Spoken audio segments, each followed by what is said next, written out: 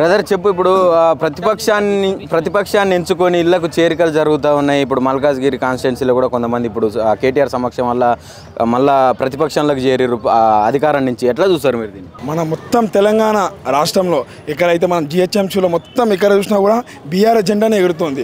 రాబోయే రోజుల్లో కొన్ని రోజుల్లో కాంగ్రెస్ పార్టీలో ఒక్క ఎమ్మెల్యే కూడా మిలిగారని చెప్తున్నా. 5 సంవత్సరాలలో ఒక్క ఎమ్మెల్యే కూడా ఉండరు. ప్రతి ఒక్క ఎమ్మెల్యేలు కొన్ని రోజులనే వచ్చి ప్రతి ఒక్క 20 మంది ఎమ్మెల్యే బీఆర్ఎస్ పార్టీలో జాయిన్ అవుతారు. మళ్ళీ కేసీఆర్ సారే సీఎం అవుతుండు. నోరు లేని జీవిలని అని మన హెచ్ఎస్సితోని దెబ్బ కొట్టిండు. నోరున్న జీవిలని మనుషులని హైడ్రాతోని దెబ్బతీసిండు. అది ఆయనకి కంపల్సరీ తాకుతుంది, ఎటు పోదు.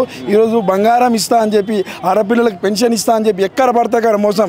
ఇదే తెలంగాణ ప్రజలు బంగారం ఏది కూడా వస్తలే. ఇదే తెలంగాణ ప్రజలు మళ్ళీ బండకేసి తొక్కుతారు. రేవంత్ రెడ్డి నీ ఢిల్లీలో ఉన్న నీ బాసు అందరు కూడా మళ్ళీ తెలంగాణకు వచ్చి తెలంగాణ ప్రజలకు శుభాపనం చేసి మళ్ళీ నువ్వు వెళ్ళిపోవాల్సిందని మనస్ఫూర్తిగా కోరుకుంటున్నాను. ఎట్లా ఉంది మరి ఇప్పుడు సంవత్సరం దాటిపోయింది కాంగ్రెస్ వచ్చిన తర్వాత, ఏమనిపిస్తుంది? ఏమన్నా చెప్పినవన్నీ అమలు అవుతున్నట్టేనా అన్న? 1 ఇయర్లా ఏదైతే మా కేసీఆర్ సారు బంగారు తెలంగాణ అని చెప్పి కళ కానిండో, ఆ బంగారు కళని తెలంగాణ కళని ఈ రేవంత్ రెడ్డి అని ఒక గుండా ఒక 420 ఏం చేసిందంటే దీన్ని వెండి తెలంగాణగా మార్చుండు. మరి ఇంకో 3 సంవత్సరాల కేసీఆర్ సార్ మా బాస్ వస్తుండు. ఈ తెలంగాణని నువ్వు హైటెక్ సిటీ పో. ఎక్కడ ఐటీ ఈరోజు ఐటీ వెళ్తున్నానా? ఇంతకుముందు ఐటీ ఎట్లుంది? గతంలో బీఆర్ఎస్ ఈ అన్నిటి పేరు మీద కుంభకోణం చేసి 1000 కోట్లు ఇంట్లో వేసుకున్నారు. మేము వచ్చినాకనే ప్రజాపాలన అందిస్తున్నాం అంటుండు అన్న. నోటికి కేసులు ఎవరు వేరేనా? ఎవరు దొంగ అన్న? 420 మా బాసా? ఎవరి మీద ఉంది కేసు? కేటీఆర్ మా బాస్ మీద ఉందా? ఎవరి మీద ఉంది?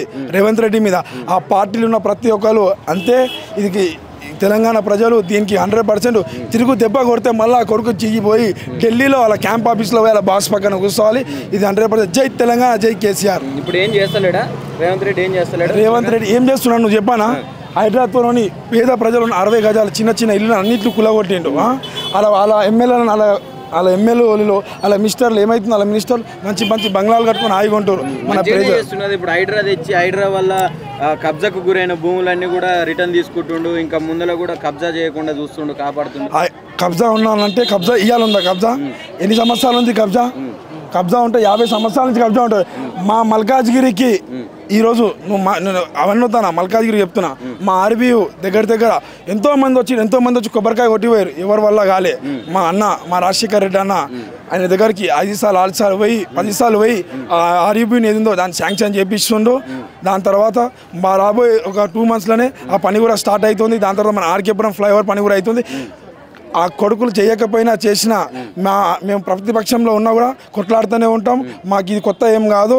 మా బాపు 25 సంవత్సరాల నుంచి కొట్లాడిండు, తెలంగాణను సాధించుకుని మేము కూడా కొట్లాడతాం, సాధించుకుంటాం. 3 ఇయర్స్లో మళ్ళీ కేసీఆర్ సీఎం. కేసీఆర్ బంగారు తెలంగాణ కావాలంటే కేసీఆర్ మళ్ళీ తెలంగాణ రావాల్సింది కంపల్సరీ. ఏం చెప్తాం మరి రేవంత్ రెడ్డి? నువ్వు ఇప్పటికైనా మాడు. నీకు సీఎం పోస్ట్ వచ్చింది. నిజాయితీగా మంచిగా ప్రజల పక్షాన పోరాడు. 100% నువ్వు మంచి పేరు తెచ్చుకో. అంతేగాని ఈ చిల్లర హెచ్యూసీ అని చెప్పి హైడ్రా అని చెప్పి కబ్జాలకు పాల్పడితే నువ్వు ఉండదు, నీ పార్టీ ఉండదు, నువ్వు ఢిల్లీలో నీ బాస్ ఉండడు.